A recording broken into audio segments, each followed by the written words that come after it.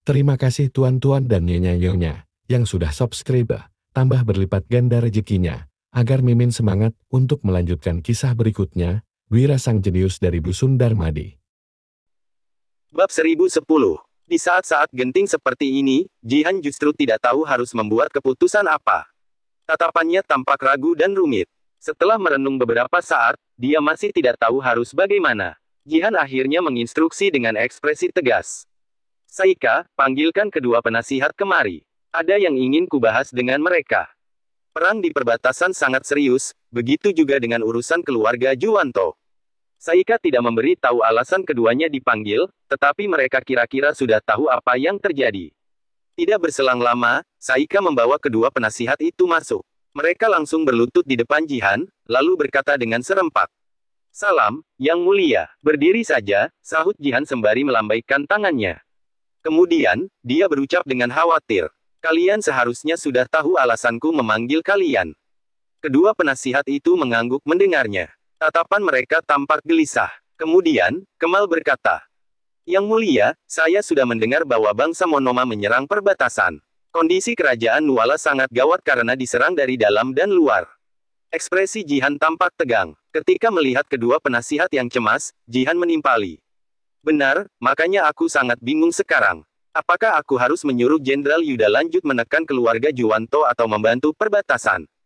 Begitu mendengar pertanyaan Jihan, kedua penasihat itu tampak makin khawatir.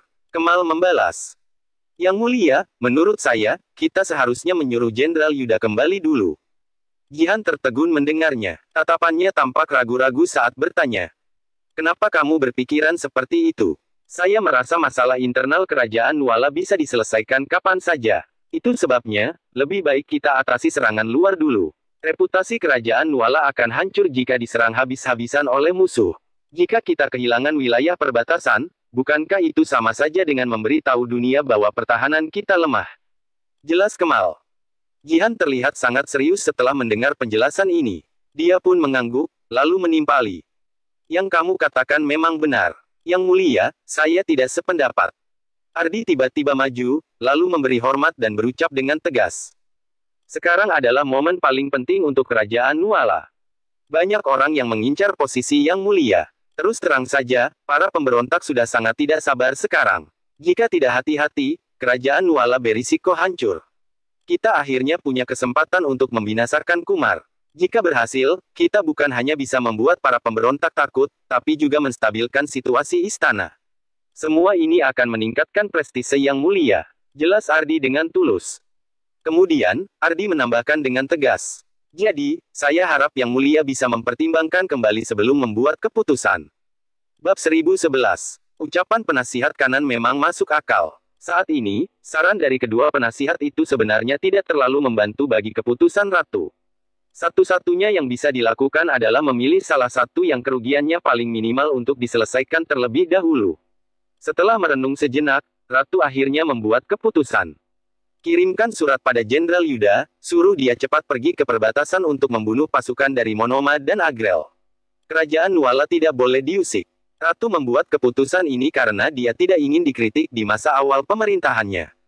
Tidak mungkin dia membiarkan perbatasan kehilangan pertahanan saat dia baru saja menjabat. Jika hal ini sampai tersebar, dia akan dikritik oleh banyak orang. Lagi pula, masalah Kumar bisa ditangani kapan saja. Namun jika perbatasan Nuala kehilangan pertahanan, mereka akan gawat. Setelah mempertimbangkan berulang kali, Ratu memutuskan untuk menyuruh Yuda menyelesaikan masalah di perbatasan terlebih dahulu. Tak lama kemudian, Yuda yang sedang berjaga di Provinsi Nasaka pun mendapatkan kabar ini. Dia segera memimpin 35.000 pasukannya untuk menyerbu ke perbatasan. Pada saat bersamaan, 10.000 pasukan yang ditangkapnya itu dikumpulkan untuk bertemu dengan Yuda sebelum keberangkatannya. Ekspresi Yuda sangat serius saat melihat pasukan yang ditangkapnya itu, dia kemudian berkata, Para prajurit, meski kalian ini tahanan, kerajaan Nuala selalu berbaik hati. Kalian bisa mendapat kesempatan untuk menebus kesalahan. Dengan tatapan membara, Yuda berkata, saat ini, ada banyak pasukan dari Monoma dan Agrel yang menginvasi di perbatasan. Kita harus pergi ke perbatasan untuk melawan musuh. Kalau kalian bersedia, kalian bisa menebus kesalahan. Kalau kalian bisa membasmi musuh demi kerajaan Nuala, aku akan menghapus status kalian sebagai tahanan. Tapi kalau kalian nggak mau, jalan satu-satunya adalah kematian. Setelah perkataan itu dilontarkan, wajah semua tahanan menjadi sangat muram. Semuanya saling memandang dengan cemas. Pas saat ini, Yuda langsung bisa menebak isi hati mereka. Dengan senyuman tipis, dia berkata, "Kalian nggak perlu berpikir bisa kembali ke keluarga Juwanto lagi. Keluarga Juwanto telah mencampakkan kalian semua, kalian nggak punya kesempatan untuk kembali ke sana lagi." Perkataan Yuda membuat ekspresi semua orang berubah drastis. Sorot mata mereka tampak kaget dan tak percaya, pilihan hidup mereka sekarang adalah mati atau mendapatkan kehidupan baru. Tiba-tiba, Yuda menambahkan dengan wajah serius. "Kalau kalian patuh dan menjadi pasukanku, kalian bisa makan lezat sesuka hati kalian kelak." Penawaran ini seketika mendapat respons hangat. Sekelompok orang mengangkat tangannya dengan antusias saat berteriak, "Kalahkan bangsa Monoma dan Agrel! Kalahkan bangsa Monoma dan Agrel!" Bab 1012. Taufik dan Rizka duduk di dalam tenda komando, sambil fokus memandangi peta pasir. Setelah mengetahui berita tersebut, sorot mata keduanya terlihat serius dan penuh kekhawatiran. "Kakak, apakah kita benar-benar harus berperang dengan kerajaan Nuala?" "Tentu saja." Taufik tersenyum tipis dengan wajah yang penuh dengan keyakinan. Dia menambahkan, "Aku selalu menanti-nantikan hari ini." Melihat kakaknya begitu berbahagia, Rizka berkata, "Kakak, sepertinya kamu sangat percaya diri. Kalau enggak, mana mungkin aku membuat keputusan ini?" pinta Taufik. "Sebenarnya, aku sudah lama ingin memulai perang. Dengan adanya pertempuran antara keluarga Juwanto dan kerajaan kali ini, memberi kesempatan langka bagi kita." "Kesempatan langka, kakak, apa maksudnya?" tanya Rizka dengan bingung. "Hehe, kesempatan ini akhirnya tiba juga. Kita setidaknya akan bisa menginvasi Provinsi Suntra. Lagi pula, keluarga Juwanto sudah sedang bertempur dengan kerajaan saat ini. Ratu pasti sedang kewalahan menghadapi konflik internal dan eksternal pada saat bersamaan. Ini adalah kesempatan terbaik untuk menghadapi kerajaan Nuala." "Benar-benar kabar bagus, Kak." Rizka benar-benar tulus berbahagia untuk kakaknya. Keinginannya selama ini akhirnya bisa terkabulkan juga, syukurlah. Taufik meneguk abis arak di hadapannya, lalu berkata, "Aku sudah berkomunikasi dengan kerajaan Agrel sebelumnya. Mereka juga sudah melakukan persiapan. Di saat kita menyerang, mereka akan bekerja sama untuk turut menyerbu kerajaan Nuala." Mendengar ucapan kakaknya yang penuh antusias, tatapan Rizka tampak agak cemas. Dia menimpali dengan ragu-ragu. "Tapi kalau kita menyerang sekarang, apakah benar-benar bisa mengalahkan kerajaan Nuala? Lagi pula, kita harus melakukan persiapan penuh, Kak. Bagaimana kalau Ratu nggak menghadapi keluarga Juwanto saat ini, melainkan mengutus pasukan ke perbatasan untuk menyerang kita?" Kekhawatiran Rizka bukan tidak beralasan. Taufik hanya tersenyum mengelus rambut adiknya. "Adikku memang sudah dewasa, pertimbanganmu juga jauh lebih matang dari sebelumnya. Tapi kamu tenang saja, aku sudah melakukan persiapan untuk semua yang kamu khawatirkan itu." Dengan wajah penuh rasa bangga, Taufik kembali berkata, "Sebenarnya kita melakukan hal ini bukan untuk mengalahkan Yuda." "Hah?" Wajah Rizka penuh kebingungan mendengar ucapan kakaknya. Dengan tatapan heran, dia kembali bertanya, "Kalau bukan untuk mengalahkan Yuda, lalu untuk apa? Apa hanya untuk bersandiwara?" "Benar sekali," jawab Taufik dengan tersenyum tipis. "Kita melakukan semua ini sebenarnya hanya untuk mengulur waktu. Selama kita bisa mengulur waktu, saat pasukan bangsa Agrel tiba di perbatasan, mereka akan bisa menghabisi sekelompok pasukan kerajaan Nuala itu. Tiba saatnya, kerajaan Nuala nggak akan bisa menghadapi mereka lagi. Setelah itu, kita baru bisa bernegosiasi dengan kerajaan Nuala." Mendengar rencana kakaknya, Rizka langsung mengangguk. Kakak memang banyak akal. Lalu, apakah Wira akan mengetahui hal ini? Apakah dia akan membantu kerajaan Nuala dengan cara lain? Tanya Rizka dengan khawatir. Mendengar perkataan adiknya, raut wajah Taufik kembali menjadi serius. Bab 1013. Wira memang seorang penasihat yang jenius. Kecerdasannya benar-benar nggak bisa dibandingkan dengan orang lain. Kalau dia ikut campur dalam hal ini, masalahnya akan jadi sulit diatasi. Tapi kita juga nggak perlu mengkhawatirkan hal ini. Yuda sudah bergegas ke sini, sementara pasukan bangsa Agrel juga sudah menyerang. Wira pasti akan menghadapi bangsa Agrel dulu. Kemudian, Taufik kembali menambahkan, "Jadi masalah ini biar bangsa Agrel yang mengatasinya saja." Rizka langsung tertawa mendengar hal ini. Kalau kerajaan Agrel kalah, dengan kepintaran Wira, dia pasti bisa mengatasi mereka dengan mudah, benar begitu? Benar, Taufik kembali menjawab. Tapi Wira seharusnya nggak akan turun tangan. Kenapa? Tanya Rizka. Karena Wira adalah orang cerdik, dia pasti sudah bisa menebak bahwa akan terjadi kekacauan. Taufik melanjutkan dengan serius, keluarga Juwanto sudah sangat agresif menyerang untuk merebut kekuasaan sekarang. Bisa dibilang mereka nggak pandang bulu dan sangat kejam. Bagaimanapun, hal seperti ini nggak akan bisa dicegah Wira terus-menerus. Dalam keadaan terdesak, keluarga Juwanto bisa saja melakukan hal yang nekat. Di saat mereka sedang asyik mengobrol, Senia yang berada di dalam istana langsung tersenyum saat melihat isi pesan rahasia. Rencana hebat dari Monoma, kerajaan Nuala telah menduduki terlalu banyak daerah, sudah saatnya mereka berpindah.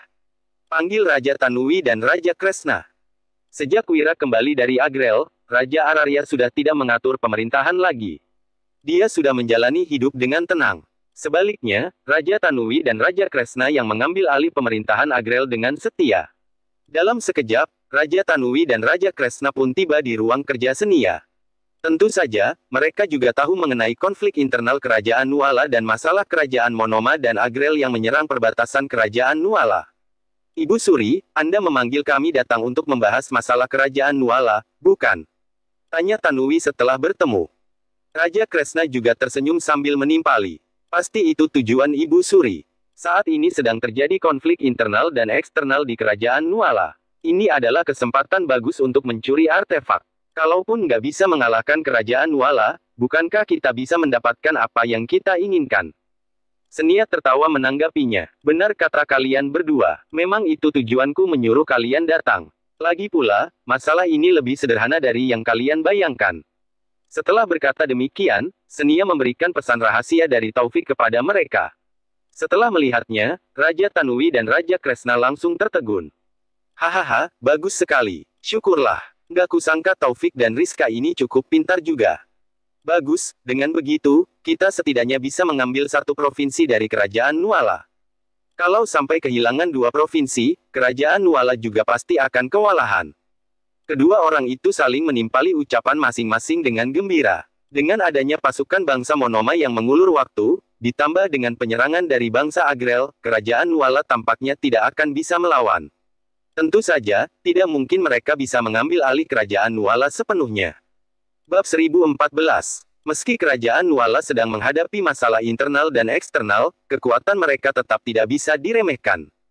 Jika peperangan benar-benar pecah, mungkin saja mereka bisa menang, tetapi kerugian yang dialami juga akan sangat besar. Saat itu tiba, meski kerajaan Nuala sudah musnah, masih ada kerajaan Monoma yang mengintai. Lebih baik mereka menjalankan rencana seperti sekarang ini, menginvasi kerajaan Nuala secara perlahan-lahan. Meski agak lambat, cara ini lebih stabil bagi mereka. Kalau kalian berdua juga berpendapat sama, kita jalankan saja. Asalkan pasukan Monoma dan Yuda berperang, kita punya kesempatan untuk menyerang perbatasan dan mengambil satu provinsi.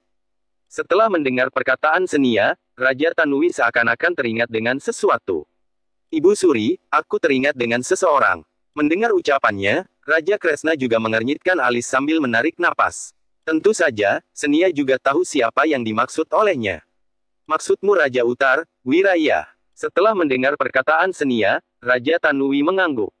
Benar, Ibu Suri. Hubungan kita cukup baik dengan Wira. Meskipun begitu, dia pasti tidak akan tinggal diam melihat kita menyerang kerajaan Nuala.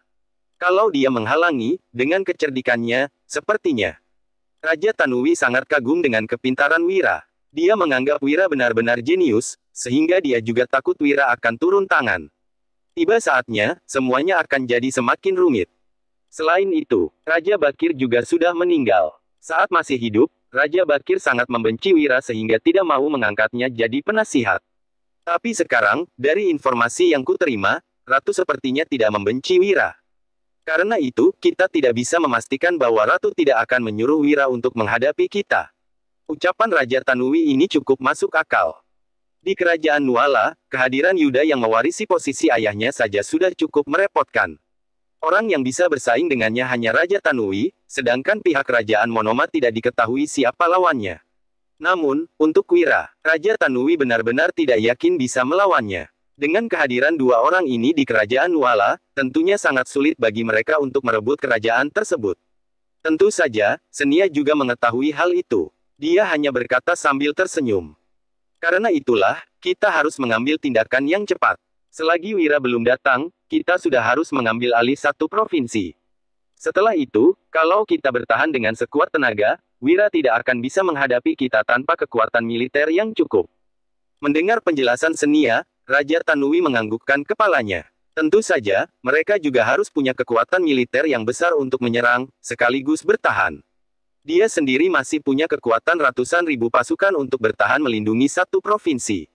Jika Wira ingin menyerang, setidaknya dia butuh 100.000 orang pasukan. Namun dengan kondisi kerajaan Nuala saat ini, mereka sama sekali tidak punya 100.000 pasukan. Baiklah, kami sudah mengerti. Ibu Suri tenang saja, aku pasti akan mengambil alih, kata Raja Tanui setelah menarik napas dalam-dalam. Pada saat bersamaan di keluarga Juwanto, saat Kumar mengetahui pasukan Yuda sudah mundur, dia langsung mengambil alih wilayah 3 provinsi. Tidak, baginya, ini adalah kerugian 30.000 pasukan. Jadi, pertempuran ini membawa kerugian yang besar baginya. Monoma termasuk membantu kita juga. Kalau enggak, Yuda setidaknya akan merebut 2 provinsi kita. Tampaknya, untuk mengambil alih provinsi Jintar, Yuda adalah orang pertama yang harus kita basmi, kata Kumar sambil memicingkan matanya dengan kejam. Bab 1015. Pada saat ini, Gibran berkata, Ayah, kini Yuda sedang menghadapi Monoma. Kemungkinan besar nggak ada orang yang bisa melawan kita di ibu kota. Bagaimana kalau kita menyerang ke provinsi Jintar sekarang? Ide ini memang cukup nekat, tetapi sangat memungkinkan untuk dilaksanakan sekarang. Hanya saja, Kumar langsung menggeleng saat mendengar usul Gibran. Nak, kamu terlalu meremehkan kerajaan Nuala. Usai mendengar perkataan Kumar, Gibran menjadi ragu-ragu. Kenapa ayah bilang begitu? Kalaupun ada pasukan di provinsi Jintar, tanpa Yuda yang memimpin mereka, mereka tetap saja bukan lawan ayah. Gibran tidak mengerti mengapa ayahnya bersikap begitu waspada. Provinsi Jintar adalah provinsi yang paling dijaga di antara semua provinsi. Kota-kota di sekitarnya, bahkan lebih luas daripada kedua provinsi milik kita. Setiap kota dijaga oleh setidaknya 5.000 pasukan. Jadi, pasukan mereka setidaknya ada 40-50 ribu orang. Pasukan kerajaan di provinsi Jintar juga ada puluh ribuan orang dan semuanya adalah ahli. Tanpa 100.000 pasukan, keluarga Juwanto nggak akan sanggup melawan mereka. Kumar paling paham dengan situasi di provinsi Jintar. Provinsi biasa yang dijaga oleh 1.000-2.000 pasukan saja sudah cukup ketat, sedangkan provinsi Jintar malah dijaga oleh 5.000 pasukan.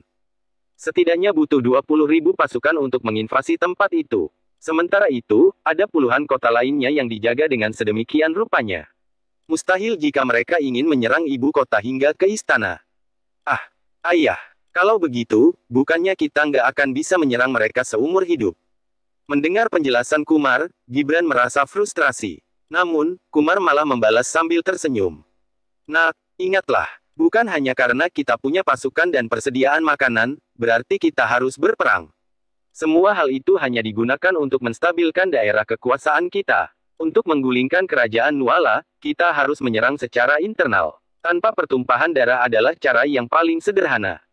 Gibran menatap ayahnya dengan penasaran. Ayah, aku tetap nggak mengerti maksud ayah. Kumar tertawa dan menambahkan, kini ratu yang memegang pemerintahan dan peperangan di perbatasan pun semakin sering terjadi. Kalau kondisi ini terus berlanjut, reputasi ratu akan semakin menurun. Saat semua orang di negara ini tahu bahwa ratu tidak bisa melindungi kerajaan Nuala, bagaimana menurutmu reaksi orang-orang itu? Apakah mereka akan terus mempertahankan ratu yang mengalami banyak hujatan ini? Atau, semua rakyat akan bersatu untuk mengusung putra mahkota mengambil alih pemerintahan. Setelah mendengar penjelasan Kumar, kedua anaknya langsung mengerti. Maksudnya ayah mau, menggerogotinya dengan perlahan-lahan.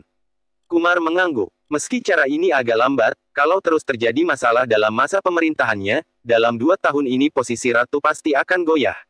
Tiba saatnya, pasti semua orang berkuasa di ibu kota juga akan bekerja sama dengan kita untuk merebut istana.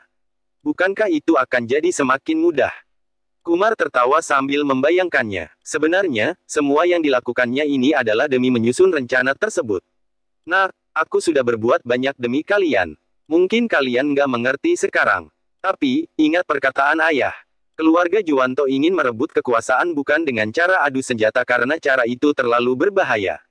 Kalau negara ini hancur, keluarga kita juga akan musnah, aku mengerti akan hal ini.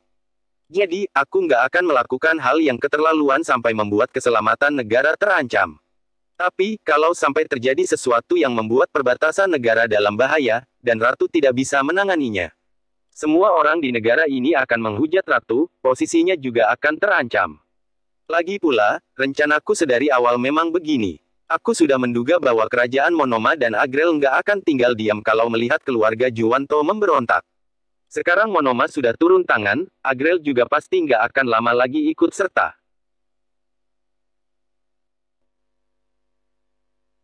Bab 1016. Dengan tatapan dingin, Kumar menjelaskan lagi. Apa yang akan dipikirkan rakyat kalau kerajaan Nuala yang dipimpin oleh ratu ini selalu mengalami gangguan?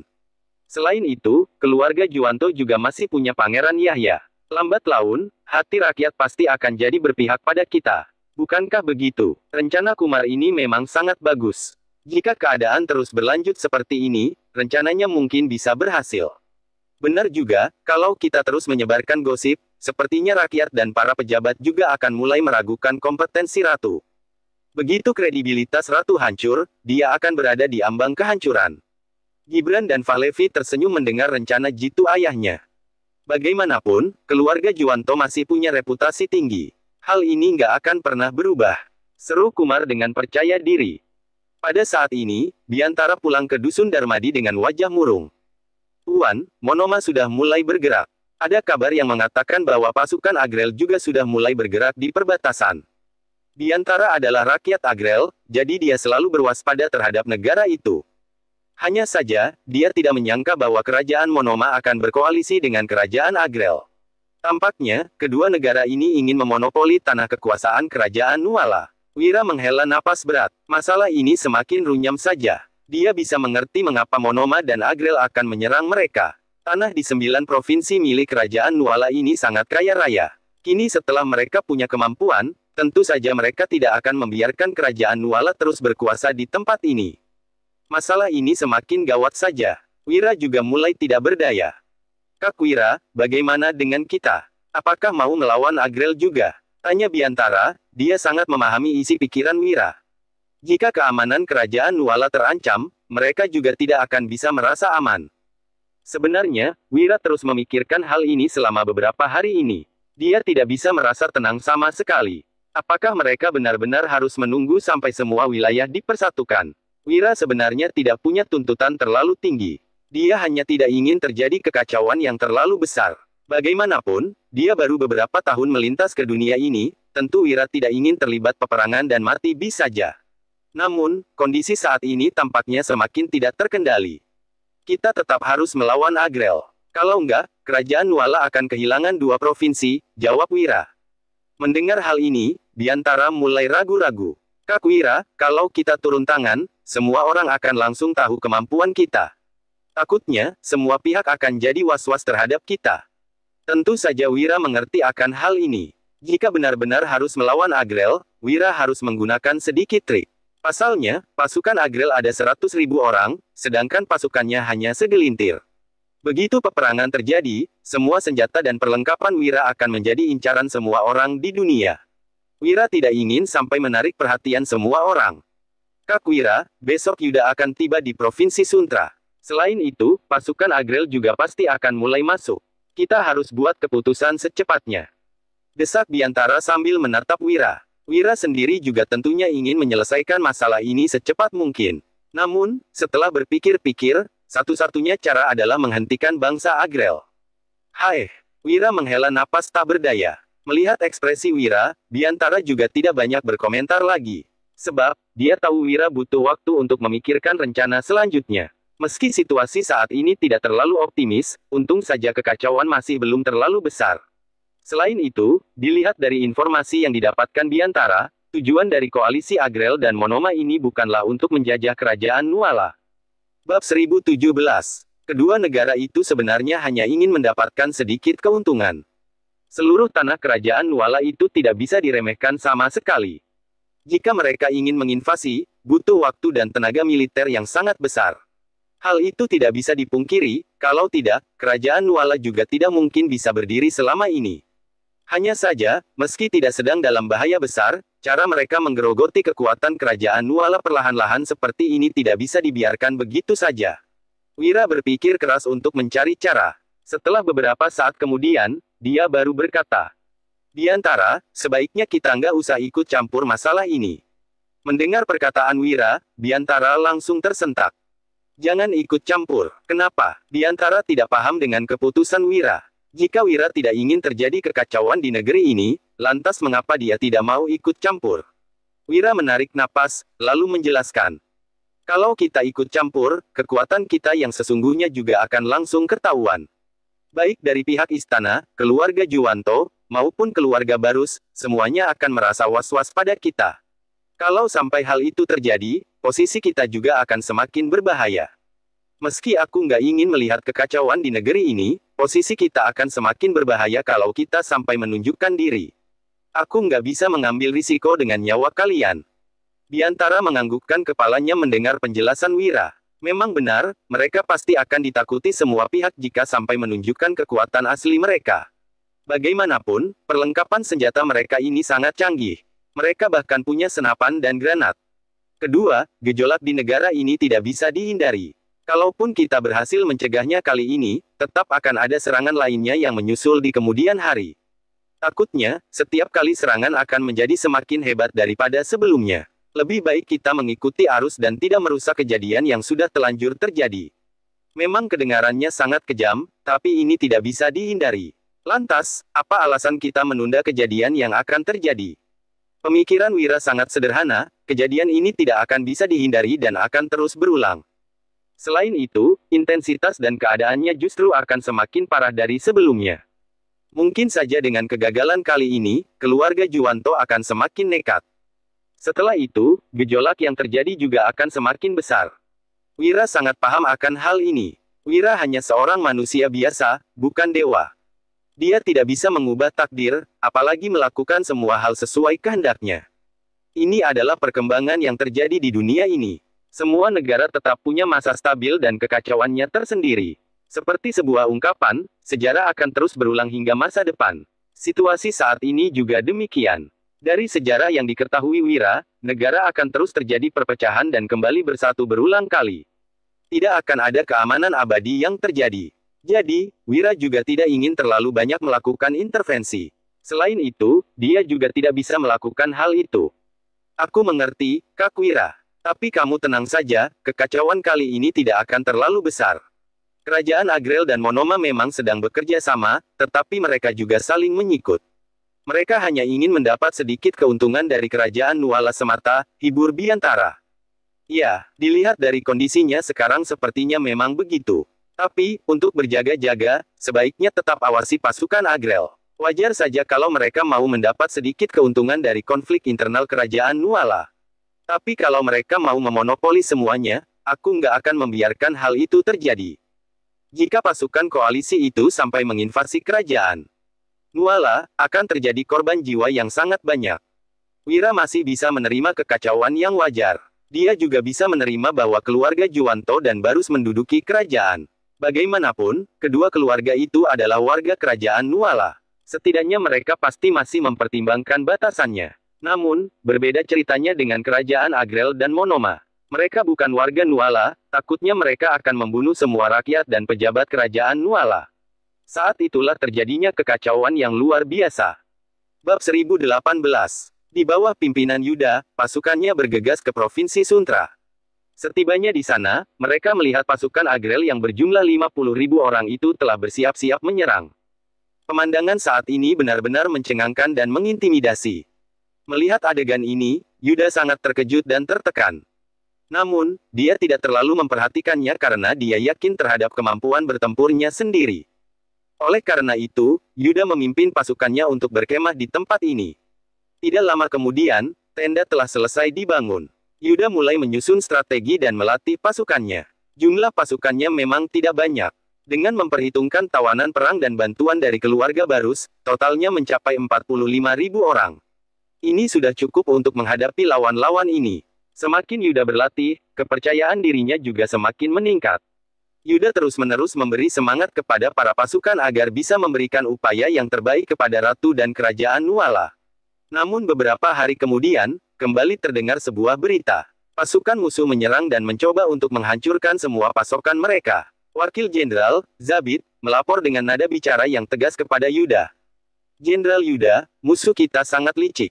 Kita hanya sempat mencegah api menjalar lebih jauh, tetapi tidak sempat menangkap pelaku yang membakar pasokan kita. Mereka sudah kabur duluan sebelum kami sempat melihatnya. Kejadian ini sudah pasti bukan sebuah kebetulan. Pinta Yuda. Pada saat ini, tiba-tiba datang lagi seseorang untuk melapor. Jenderal, gawat, busur panah kita dihancurkan seseorang. Orang itu adalah mata-mata dari Monoma. Setelah tertangkap, dia langsung bunuh diri. Apa? Yuda sangat kaget mendengar laporan ini. Setelah berpikir sejenak, dia berkata, apa maksudnya ini? Apakah cara mereka melawan kita benar-benar begitu kekanak-kanakan? Jenderal, apakah kita perlu memeriksanya? Tanya Zabit. Yuda hanya melambaikan tangannya. Nggak perlu, trik rendahan begini nggak akan berpengaruh pada kita. Dalam sekejap, hari pertempuran telah tiba. Yang membuat Yuda keheranan adalah, kemana perginya 50.000 pasukan lawan yang gagah itu. Saat ini, Monoma hanya mengutus 3.000 orang untuk menembakkan beberapa panah ke arah tenda mereka. Serangan mereka sangat sederhana, seolah-olah tidak ingin berperang. Yuda mengerutkan alisnya dengan kebingungan, dia tidak tahu apa yang sebenarnya sedang direncanakan oleh bangsa Monoma ini. Tanpa menunggu serangan balasan, jenderal pihak musuh telah melarikan diri dengan membawa 3.000 pasukannya. Adegan ini kembali membuat Yuda kebingungan. Dia menatap ke arah musuh dengan tatapan tidak percaya. Jenderal, apa yang terjadi dengan orang-orang ini? Kelihatannya mereka tidak serius ingin berperang dengan kita. Tanya Zabit dengan curiga. Bab 1019. Memang aneh. Yuda sama sekali tidak mengerti apa yang sedang dilakukan oleh musuhnya. Jangan-jangan, mereka mundur dengan sukarela karena tahu tidak akan bisa menang melawan kita. Demi tidak merusak reputasinya, jadi mereka hanya berlaga untuk menyerang sejenak, lalu pergi begitu saja. Perkataan Zabit semakin membuat Yuda sorot mata Yuda semakin muram. Apa tujuan mereka sebenarnya melakukan hal ini? Di saat kedua orang itu masih merasa heran, tiba-tiba muncul seorang prajurit sambil berteriak. Wajahnya tampak cemas dan panik. Dia langsung menyampaikan surat yang dibawanya kepada Yuda. Lapor Jenderal, pasukan Monoma mengutus seseorang untuk mengirimkan surat. Surat dari Monoma, gumam Yuda sambil menerima surat tersebut. Saat melihat isinya, terbersit kilatan dingin di mata Yuda. Selanjutnya, dia bergumam. Mereka menantangku bertarung secara langsung. Apa? Zabit tercengang. Jenderal, jumlah mereka sangat banyak. Kalau benar-benar terjadi pertempuran, kita pasti akan mengalami kerugian besar. Mereka bersikap seperti itu tadi, sekarang malah memberi surat tantangan padaku. Apa rencana mereka sebenarnya? Gumam Yuda dengan serius. Tapi bagaimanapun, aku harus pergi untuk menerima tantangan ini. Dalam sekejap, Yuda telah tiba di tempat yang dijanjikan sambil membawa pasukannya. Saat kedua pihak berhadapan, pemimpin dari pasukan musuh berteriak kepada pasukan Yuda. Di mana jenderal kalian? Suruh dia keluar untuk menemuiku.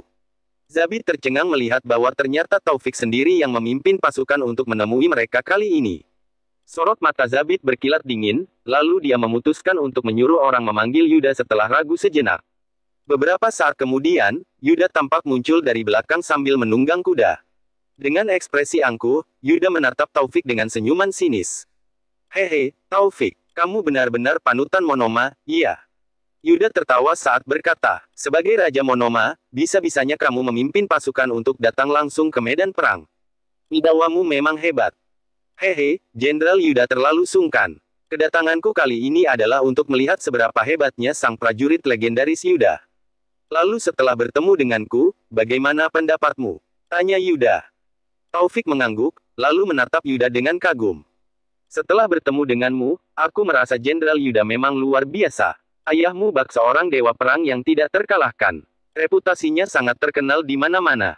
Jenderal Yuda sendiri juga mewarisi keagungannya, membuat orang berdecak kagum melihat Anda.